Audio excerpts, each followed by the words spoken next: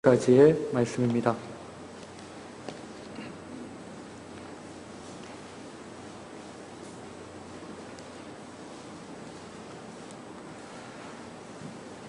누가복음 4장 14절에서 30절까지의 말씀 찾으신 줄 알고 저와 여러분이 교독해서 읽도록 하시겠습니다.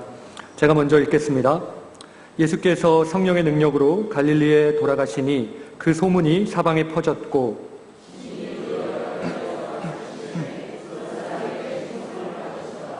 예수께서 그 자라나신 곳 나사렛에 이르사 안식일에 늘 하시던 대로 회당에 들어가사 성경을 읽으려고 서심해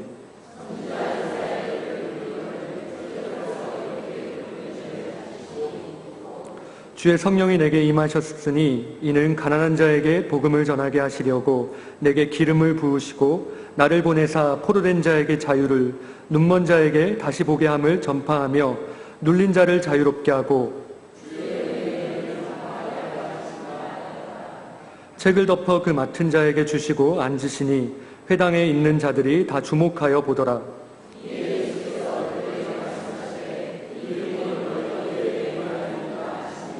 그들이 다 그를 증언하고 그 입으로 나오는 바 은혜로운 말을 놀랍게 여겨 이르되 이 사람이 요셉의 아들이 아니냐.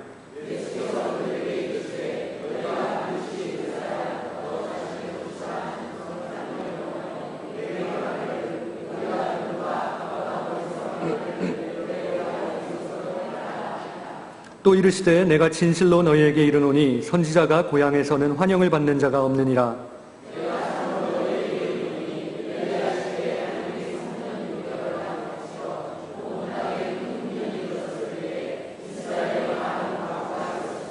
엘리야가 그중 한 사람에게도 보내심을 받지 않고 오직 시돈 땅에 있는 사렙다의 한 과부에게 뿐이었으며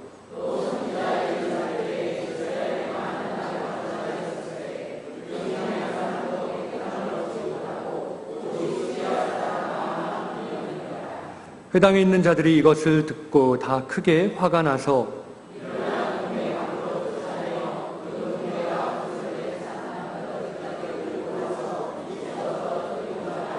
함께 읽겠습니다. 예수께서 그들 가운데로 지나서 가시니라. 아멘. 오늘은 이 누가복음 4장 14절에서 30절의 말씀을 중심으로 희년의 복음, 희년의 복음이라는 제목으로 말씀의 은혜를 함께 나누도록 하시겠습니다. 여러분, 오늘날에는 복고 열풍이라고 할 정도로 많은 사람들이 지나간 것들을 찾고 또 그것이 다시 유행이 되는 시대가 왔습니다. 8, 90년대에 유행했던 가요가 다시 우리 입에서 불러지고 그리고 드라마 응답하라 시리즈가 흥행하는 모습을 통해 오늘날 우리는 많은 사람들이 다시 예전의 것을 생각하고 예전의 것을 찾는 모습을 볼 수 있습니다. 그렇다면 여러분, 왜 사람들이 이렇게 지나간 것들에 관심을 갖고 지나간 것들에 귀를 기울이고 지나간 것들을 볼까요? 그것을 우리는 사회적인 영향에서 찾아볼 수 있습니다. 사회가 긴장 속에 있을 때마다, 어려울 때마다 사람들은 지나간 좋은 추억들에 대해서 갈망한다는 것입니다. 힘들고 어려울 때 지나간 나의 즐거웠던 시절들, 지나간 나의 즐거웠던 추억들을 꿈꾸는 것이 대부분 사람들의 모습입니다. 이처럼 각박하고 또 치열한 현실의 시대를 살아가고 있는 우리에게 지나간 추억과 또 아름답고 귀한 이야기들은 우리에게 늘 그리움의 대상이 되듯이 우리 그리스도인들에게도 본향인 하나님의 나라는 우리에게 늘 그리움의 대상이 됩니다. 오늘 누가복음 말씀에서도 예수님은 자신의 어린 시절 추억이 담겨져 있는 고향인 나사렛으로 돌아가셨습니다. 그리고 그곳에서 주님은 주의 은혜의 해를 선포하시며 그것이 보여주는 하나님의 나라를 알리셨습니다. 오늘은 이 누가복음 4장의 말씀에서 예수님께서 말씀하시는 주의 은혜의 해와 그리고 그것을 누리는 자와 누리지 못하는 자의 모습들을 저희들 오늘 함께 살펴보시고 그리고 또 복음을 누리는 자들, 그들의 모습을 통해 오늘 주님께서 우리에게 주시는 은혜를 함께 나누도록 하시겠습니다. 먼저 예수님은 은혜의 해를 선포하셨습니다. 오늘 저희들이 함께 읽으신 이 누가복음 4장의 말씀에서 예수님은 광야에서 마귀의 시험을 받으신 후에 갈릴리에서 말씀 전하시는 사역을 계속하시다가 이제 갈릴리 나사렛이라는 곳에 이르시게 됩니다. 여러분, 나사렛이 어떤 곳입니까? 나사렛은 예수님의 고향으로 예수님의 어린 시절 추억이 담겨 있는 곳이었습니다. 예수님께서는 베들레헴에서 태어나셨지만 예수님의 부모님들은 메시아의 탄생을 알고 그를 죽이려고 했던 헤롯 대왕을 피해 아들을 보호하기 위해서 애굽으로 잠깐 피신해 있다가 헤롯 대왕이 죽은 후에 아들을 데리고 다시 이스라엘로 돌아와 정착한 곳이 바로 갈릴리의 나사렛이라는 곳이었습니다. 예수님은 이 나사렛이라는 곳에서 어린 시절을 보내시면서 하나님의 일을 준비하셨던 것이죠. 그리고 예수님은 때가 되어 성령의 인도하심을 따라 요단강으로 가서 세례 요한에게 세례를 받으시고 그리고 성령에 이끌리어 광야로 가셔서 40일 동안 금식을 하시며 떡을 돌이 되게 해보라 하고 또 높은 데서 뛰어내려 보라 하고 그리고 내게 엎드려 경배하라는 마귀의 시험을 모두 이기십니다. 그리고 예수님께서는 광야에서 시험을 받으신 이 사건에 뒤이어서 오늘 본문의 말씀인 나사렛 회당으로 들어가시게 됩니다. 그래서 오늘 본문의 말씀만 보시면 예수님께서 마귀의 시험을 이기신 이 사건과 나사렛 회당에 들어가시는 이 장면이 바로 전 이야기인 것처럼 이어지는 이야기인 것처럼 보입니다. 그러나 이 두 사건은 연결되어 있는 사건이 아니라 요한복음과 같은 다른 복음서를 보시면 예수님은 갈릴리에서 사역하시기 이전에 이미 다른 지역에서 활동을 하셨다는 것입니다. 예수님은 갈릴리로 돌아가시기 전에 먼저 이미 제자들을 거느리셨던 상태였고 가나에서 물로 포도주를 만드셨고 그리고 6월절에 예루살렘 성전에 들어가서 그 성전을 정결하게 하시고 또 사마리아 여인을 만나기도 하셨습니다. 그래서 오늘 본문 14절에서 예수님께서 성령의 능력으로 이 갈릴리에 돌아가셨을 때 예수님에 대한 소문이 오늘 14절에 보면 사방에 퍼져 있다고 얘기하고 있는데 예수님에 대한 소문이 사방에 퍼져 있었다는 것이 그리 놀라운 일이 아니었습니다. 이전에 다른 지역에서 기적을 보이셨던 예수님의 소문을 익히 들어 알고 있었던 이 갈릴리의 사람들은 예수님이 베푸시는 기적을 자신들도 체험하기를 원했고 그리고 회당에서 그분이 하시는 말씀을 그들이 귀를 기울여 듣기를 원하셨을 것입니다. 회당은 유대인들의 예배 장소였습니다. 그래서 갈릴리에서 예수님은 여러 회당을 바쁘시게 다니시면서 사람들을 가르치셨고 많은 사람들의 칭송과 인기를 한 몸에 받으셨습니다. 그렇게 갈릴리에서 가르치시는 사역을 계속하셨던 예수님은 이제 오늘 본문 16절의 말씀처럼 예수님의 고향인 나사렛에 이르시게 됩니다. 그리고 나사렛으로 들어가시게 된 예수님은 늘 안식일에 하시던 대로 회당을 찾아가셨습니다. 그리고 하나님의 말씀을 읽으셨습니다. 오늘 본문 누가복음 4장 18절에서 19절의 말씀입니다. 4장 18절에서 19절의 말씀 저희들 함께 읽어보도록 하시겠습니다. 함께 읽겠습니다. 주의 성령이 내게 임하셨으니 이는 가난한 자에게 복음을 전하게 하시려고 내게 기름을 부으시고 나를 보내사 포로된 자에게 자유를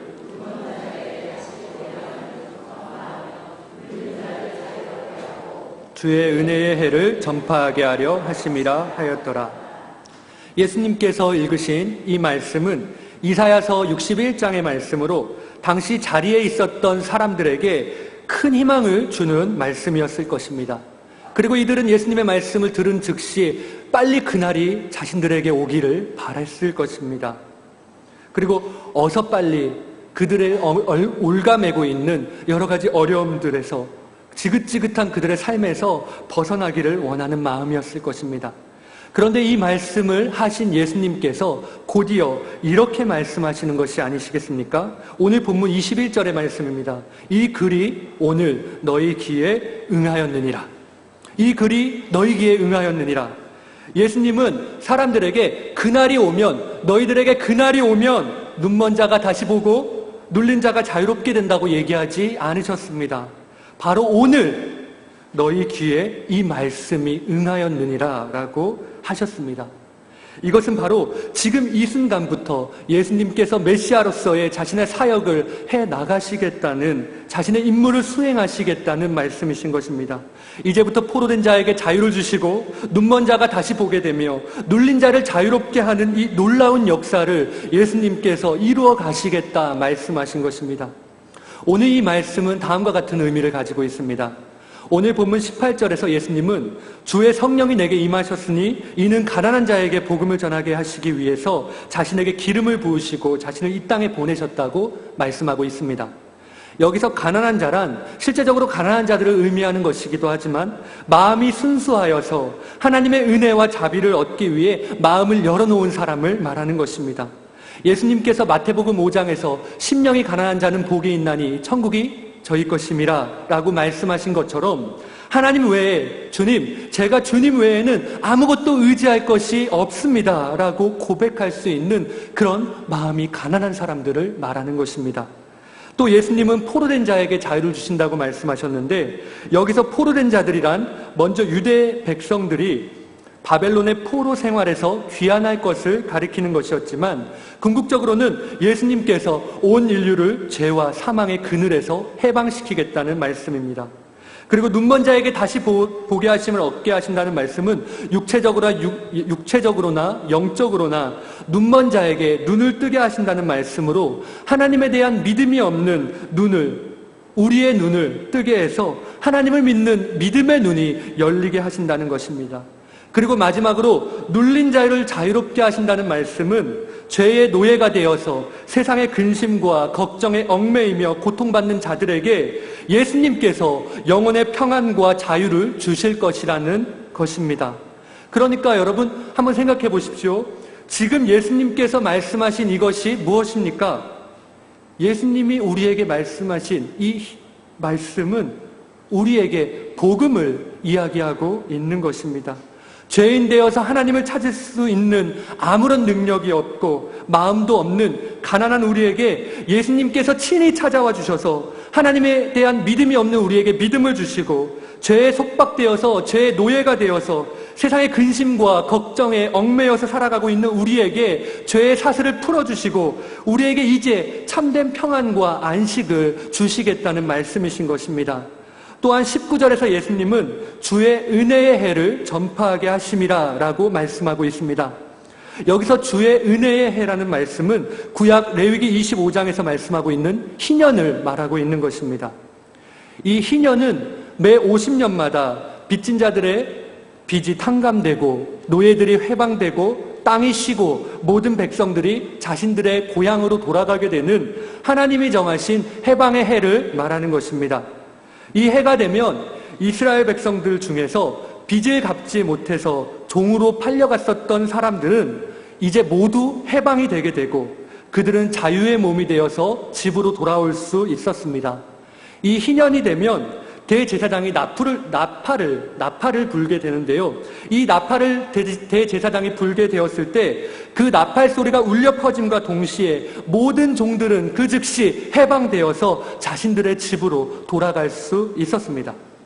그런데 이 수백 년 동안 이스라엘 백성들은 이 희년을 지킬 수가 없었습니다. 왜냐하면 그들은 나라를 잃은 상태였기 때문입니다. 그런데 예수님께서 나사렛에서 이 회당에서 첫 번째로 하신 말씀이 바로 그들이 그토록 기다리던 이 희년이 너희에게 성취되었다고 말씀하고 있는 것입니다. 포로된 자에게 자유를 얻고 눈먼 자들이 다시 보게 되며 눌린 자들이 자유롭게 되는 이 희년의 복음이 예수 그리스도를 통해 선포되었다는 것입니다. 아까 말씀드렸다시피 여기서 희년의 선포는 단순히 갇힌 자들이 풀리거나 빚으로 팔려갔던 자들이 돌아오는 것이 아니라 죄에 매여 있던 자들이 죄의 사슬을 끊고 자유를 얻으며 하나님의 백성으로 돌아오게 되는 것을 의미하는 것입니다. 여러분, 지금 저희들은 너무나도 특별한 시대에 살고 있습니다. 그 특별함이 무엇일까요? 그것은 우리가 하나님을 믿음으로 구원을 얻었고 그리고 하나님의 백성이 되었으면 이제 하나님께 대한 믿음으로 모든 것을 이길 수 있으며 믿음으로 기도하면 응답되는 이런 놀라운 시대에 저희들이 태어났고 그런 시대 속에 우리들은 살고 있다는 것입니다. 예수 그리스도의 오심으로, 그리고 그분이 우리를 위해서 십자가에 못 박혀 죽으시고 부활하심으로 저와 여러분은 모두 믿음으로 하나님의 은혜의 해에 참여하는 자가 되었다는 것입니다. 하나님의 은혜의 해는 지금 이미 우리 가운데 있고, 지금도 우리는 그 하나님의 은혜의 해 안에서 하나님이 주시는 은혜의 축복 속에 살아가고 있습니다. 지금 이 자리에 계신 여러분에게 주의 은혜의 해가 이미 도래하였다는 것입니다. 사랑하는 여러분, 이 시간 저와 여러분이 모두 하나님의 은혜 가운데 있음을 저희들 늘 잊지 않고 늘 주님의 은혜 안에서 진정으로 자유함을 누리는 저와 여러분이 되시기를 소망합니다. 그러나 오늘 말씀을 보시면 많은 사람들이 이 예수님의 희년의 복음을 거절하고 있는 모습을 볼 수 있습니다. 오늘 보통 생각하기에는 이 나사렛 사람들이 예수님의 이 희년의 선포를 들었을 때 무척 기뻐했어야 합니다. 왜냐하면 그토록 그들이 기다렸던 복음이었고, 그토록 그들이 기다렸었던 자유였고 또 은혜였기 때문입니다. 그런데 오늘 예수님의 말씀을 들은 사람들은 이렇게 반응합니다. 오늘 본문 22절의 말씀입니다. 그들이 다 그를 증언하고 그 입으로 나오는 바 은혜로운 말을 놀랍게 여겨 이르되 이 사람이 요셉의 아들이 아니냐. 누가는 그들이 예수님의 입에서 나오는 말씀을 은혜롭게 여기고 그리고 또 놀랍게 여겼다고 말씀하고 있습니다. 그러나 곧 이렇게 얘기합니다. 봐봐. 저 말하는 사람 좀 봐. 우리가 아는 그 예수 아니야? 목수의 아들 예수 아니야? 봐봐, 요셉의 아들이잖아 라고 말이죠.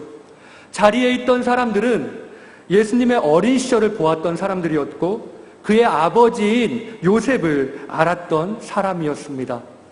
여러분, 저에게도 제가 예전에 이전에 있었던 교회에서 처음으로 이제 설교를 하는데요.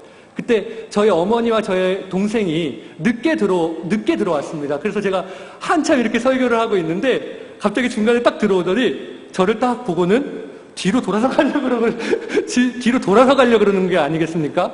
그때 그러면서 웃으면서 그 자리에 앉혔는데 제가 그 모습을 보면서 제가 느꼈던 감정이, 물론 우리 어머니께서 참 이 자랑스러운 아들 이제 드디어 네가 설교를 하는구나 라고 생각할 수도 있었겠지만 제가 드렸던 마음은 뭐냐면, 저 말썽만 피고 그냥 사고만 치던 녀석이 이 하나님의 말씀을 전한다고?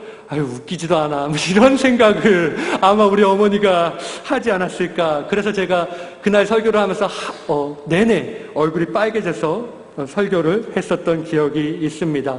이처럼 사람들에게 이 예수님의 모습도 마찬가지였을 것이라는 것입니다. 예수님은 보기에도 정말 어린 시절 그 모습을 생각해보면 예수님의 모습을 지금의 예수님의 모습을 상상할 수 없었을 것입니다. 예수님은 그냥 보기에도 돈이 많은 것 같지도 않았고, 그리고 보기에도 또 흠모할 만한 것들이 없었습니다. 그렇다고 해서 권위와 명예가 그에게 있었던 것도 아니었습니다. 그런데 그런 예수가 오늘 이사야의 예언이 성취되었다고 한 그의 말이 그들의 생각에는 얼토당토하지도 않았던 것입니다. 또한 예수는 이사야의 예언이 이미 성취되었다고 이야기했지만, 그러나 눈에 보이는 현실의 상황은 그들이 기대한 것과는 전혀 달랐기 때문에 예수님이 선포하신 이 희년의 복음을 그들은 거절했던 것입니다. 이처럼 그들은 자신들이 예수님을 어린 시절부터 지켜보았기 때문에 예수님에 대해서 잘 알고 있다는 생각과 그리고 성경에 대한 그릇된 확신 때문에 자신들의 눈앞에 계신 참 진리이시며 메시아이신 예수님을 보지 못했던 것입니다. 사랑하는 성도 여러분, 오늘 저희들에게도 이런 모습들을 보일 때가 얼마나 많이 있습니까? 우리는 때로 스스로 내 주변에 있는 사람들과 하나님의 말씀과 교회를 잘 알고 있다는 확신에, 우리가 그 확신에 휩싸여서 하나님의 말씀이 우리에게 원하시는 것을 보지 못하는 때가 얼마나 많이 있습니까? 그리고 우리의 편견과 그리고 우리의 선입관 때문에 우리 주변에 있는 사람들을 평가하고 그들을 정죄할 때가 우리들은 얼마나 많이 있습니까? 오늘은 이렇게 자신들이 예수님에 대해서 잘 알고 있다는 생각과 그리고 성경에 대한 그릇된 확신 때문에 예수님을 바르게 보지 못했던 이 사람들에게 예수님은 이렇게 말씀하셨습니다.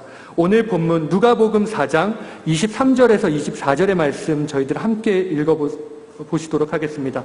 누가복음 4장 23절에서 24절의 말씀입니다. 함께 읽겠습니다.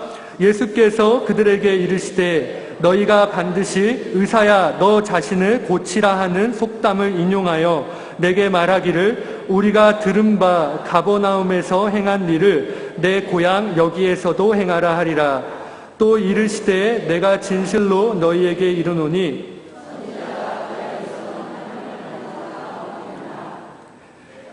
네, 이렇게 예수님께서는 사람들이 무슨 생각을 하고 있는지를 아시고 의사야 너 자신을 고치라 하는 속담을 인용하셨습니다. 예수님께서 이 속담을 인용하신 것은 만약에 당신이 메시아라면 이 가버나움과 다른 곳에서 보여줬었던 그 기적들을 지금 당신의 고향인 나사렛에서도 보여달라는 사람들의 요청을 예언한 것입니다. 여러분, 이처럼 그들이 원했던 것은 이사야 61장의 복음이 그 희년의 복음이 성취되었다는 그 예수님의 그 말을 듣고 싶은 것이 아니라 지금 당장 자신들의 눈앞에 보이는 기적을 원했던 것입니다. 여러분, 이처럼 사람들은 보이는 것에만 집착하여서 살아가는 모습을 보일 때가 많이 있습니다. 오늘 우리의 삶 속에서도 보이는 것과 보이지 않는 것 사이 속에서 얼마나 갈등하고 계십니까?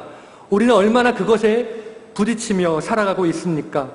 우리가 하나님의 말씀을 순종하며 살아간다고 하면서도, 우리가 그 말씀을 따라간다고 하면서도 하나님의 말씀보다는 우리가 지금은 당장 내 눈앞에 보이는 것들에 걱정하고 염려하고 그것들에만 집착하는 모습들이 우리에게 얼마나 많이 있습니까? 그리고 하나님의 말씀보다는 당장 자신의 눈에 보이는 결과를 중요하게 생각하고 그것을 마치 복음인 것처럼 여길 때가 우리에게 얼마나 많이 있습니까? 그러나 하나님은 이와 같이 우리의 좁은 시야와 우리의 이성 속에 갇혀 계신 분이 아니십니다. 하나님은 지금도 우리 속에 살아계셔서 여전히 말씀으로 새로운 역사를 진행해 나가시는 분이십니다. 비록 우리 눈에는 그것이 보이지 않을지라도 하나님은 여전히 우리 속에 역사하고 계시고 지금도 가난한 자에게 복음을 주시고 포로된 자에게 자유를 주시며 눈먼 자의 눈을 밝히시고 세상의 근심과 세상의 걱정과 세상의 불안에 억눌려서 늘 살아가고 있는 사람들에게 진정한 평안과 진정한 안식을 주시는 분이십니다. 그러나 우리의 얄팍한 지식과 우리의 이성과 지식으로는 그것을 알 수 없고 또 우리는 또한 복음으로 인한 참된 안식을 누릴 수가 없습니다. 그리스도에 대한 우리의 선입관과 편견, 그리고 성경에 대한 그릇된 확신을 우리가 모두 내려놓을 때에야, 그리고 그리스도를 우리가 온전히 믿을 때에야 그리스도의 복음으로 말미암아 우리는 그때야 진정한 평안을 누릴 수 있는 것입니다.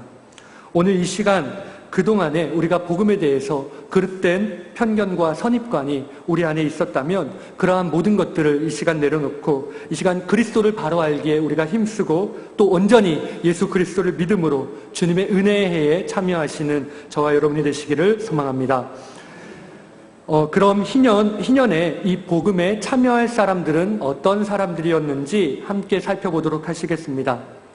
예수님께서는 오늘 구약 성경의 두 사람에 대해서 말씀하셨습니다.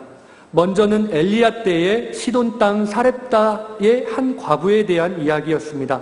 오늘 본문 25절에서 26절인데요. 우리 이것도 함께 읽어보도록 하시겠습니다. 함께 읽으시겠습니다. 내가 참으로 너희에게 이르노니 엘리야 시대에 하늘이 3년 6개월간 닫히어 온 땅에 큰 흉년이 들었을 때에 이스라엘에 많은 과부가 있었으되 엘리야가 그중 한 사람에게도 보내심을 받지 않고 뿐이었으며. 네, 이야기는 이렇습니다.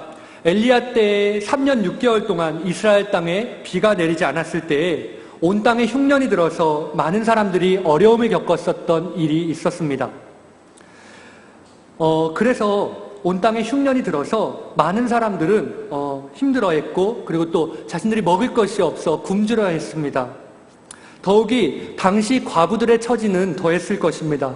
왜냐하면 구약시대의 과부는 고아와 마찬가지로 사회에서 가장 소외되고 또 가장 약한 계층이었기 때문입니다. 그런데 이처럼 흉년이 들어서 모든 사람들이 굶주려 했었던 그때에 엘리야는 이스라엘에도 많은 과부가 있었음에도 불구하고 굳이 시돈 땅 사렙다라는 작은 마을에 있는 이방인 과부를 찾아가셨습니다. 그리고 하나님은 이스라엘에 많은 과부가 있었지만 어느 누구에게도 엘리야를 보내지 않고 오직 이 이방인 과부에게만 보내셔서 그 집에 성령의 역사가 있게 하셨습니다. 그리고 그곳에서 과부는 하나님의 말씀대로 그 자신과 또 자녀가 먹고 죽으려고 했던 마지막 양식을 엘리야에게 대접함으로 하나님으로부터 축복을 받았습니다. 또 한 사람은 엘리야 때의 수리아의 나아만 장군이었습니다. 오늘 본문 27절의 말씀입니다. 또 선지자가 엘리사 때에 이스라엘에 많은 나병 환자가 있었으되 그 중에 한 사람도 깨끗함을 얻지 못하고 오직 수리아 사람 나아만 뿐이었느니라. 엘리사의 경우도 이 엘리야와 마찬가지였습니다. 그때 이스라엘에 많은 나병 환자가 있었음에도 불구하고 오직 수리아 사람 나아만만 나음을 입었습니다.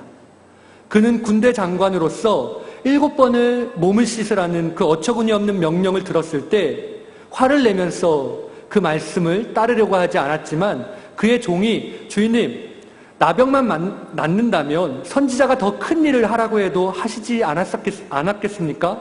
그런데 기껏해야 요단강에 들어가서 몸을 7번 담그라는 것뿐인데 그 정도도 못하시겠습니까? 라고 이야기했을 때 곧 그 하나님의 말씀을 순종해서 정말 요단강에 들어가서 몸을 7번 담금으로 깨끗함을 입었습니다. 오늘 예수님께서 말씀하신 이 두 사람, 사렙다의 과부와 나아만 장군을 통해 저희들은 두 가지 공통점을 찾아볼 수 있습니다. 첫째는 이 사람들 모두가 이방인이었다는 것이고, 둘째는 수많은 사람들 중에 자신이었다는 것입니다. 그리고 두 사람 모두 순종하기 어려운 상황에서 선지자를 통해 전해진 하나님의 말씀을 믿었고, 그리고 그 말씀에 순종했다는 것입니다.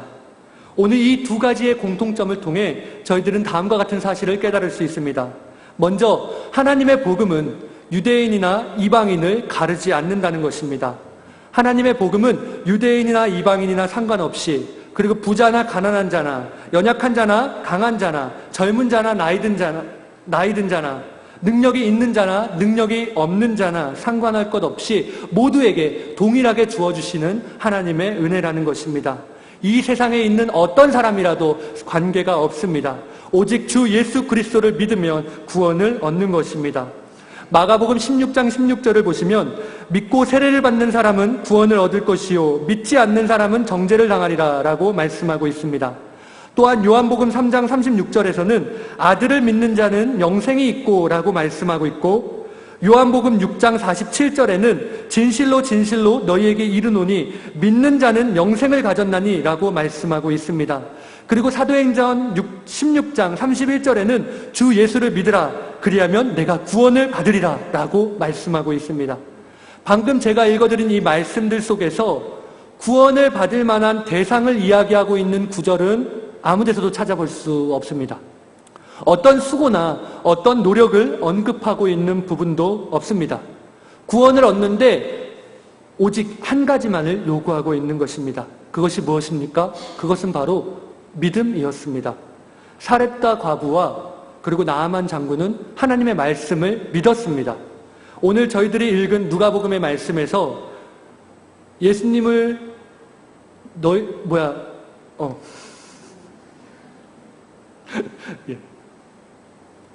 예수님을 들어서 요셉의 아들이 아니냐라고 얘기했었던 그 사람들이 자신들의 전통이나 편견이나 선입관으로 그리고 말씀에 대한 그릇된 확신으로 예수님을 배척하였다면, 이 사렙다 과부와 그리고 나아만 장군은 하나님의 말씀 앞에 자신들의 생각이나 자신들의 경험이나 자신들의 전통을 내세우지 않았다는 것입니다. 그리고 그 말씀을 그대로, 그 말씀 그대로 믿었다는 것입니다. 순종했다는 것입니다. 오늘 예수님의 이 말씀을 들은 나사렛 사람들은 마음속에 분이 가득하게 일었다고 말씀하고 있습니다. 오늘 본문 4장 28절에서 29절의 말씀입니다. 회당에 있는 자들이 이것을 듣고 다 크게 화가 나서 일어나 동네 밖으로 쫓아내어 그 동네가 건설된 산 낭떠러지까지 끌고 가서 밀쳐 떨어뜨리고자 하되. 여러분, 이 사람들이 왜 이렇게 화가 났을까요?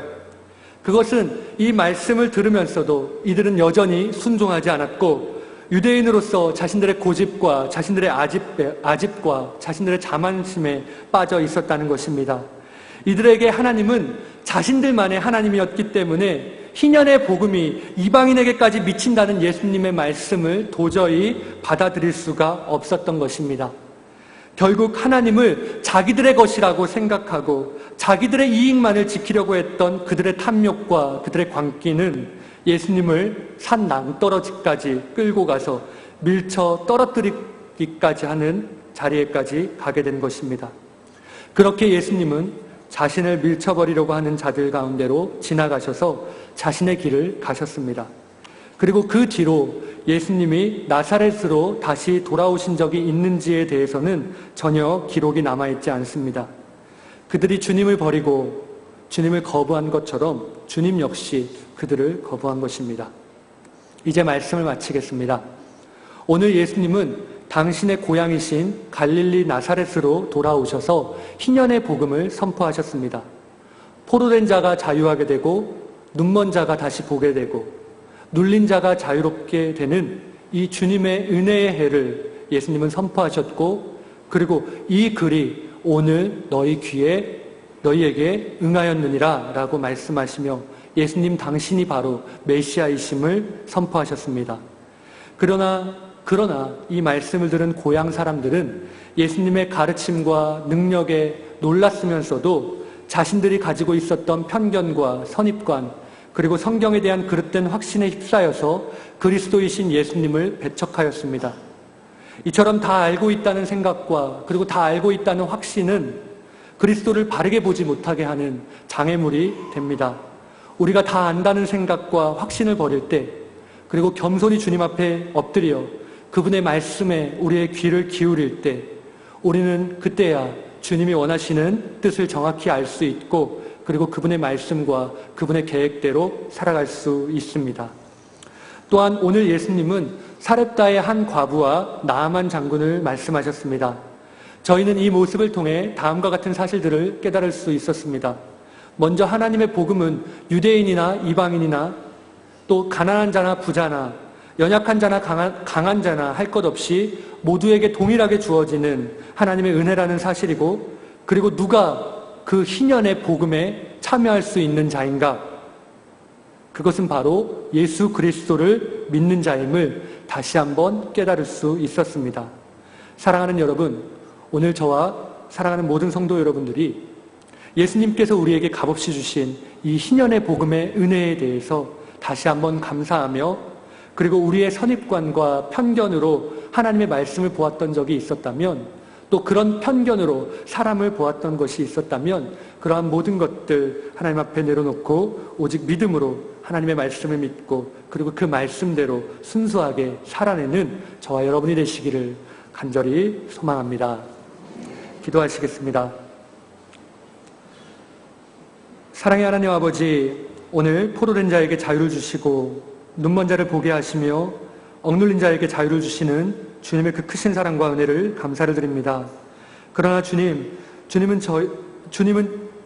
지금도 주님이 우리에게 핏값으로 주신 자유를 누리면서도 여전히 다른 사람들을 판단하고 선입관을 갖고 편견을 갖고 그릇된 확신을 갖는 삶을 버리지 못하고 살고 있음을 이 시간 고백합니다.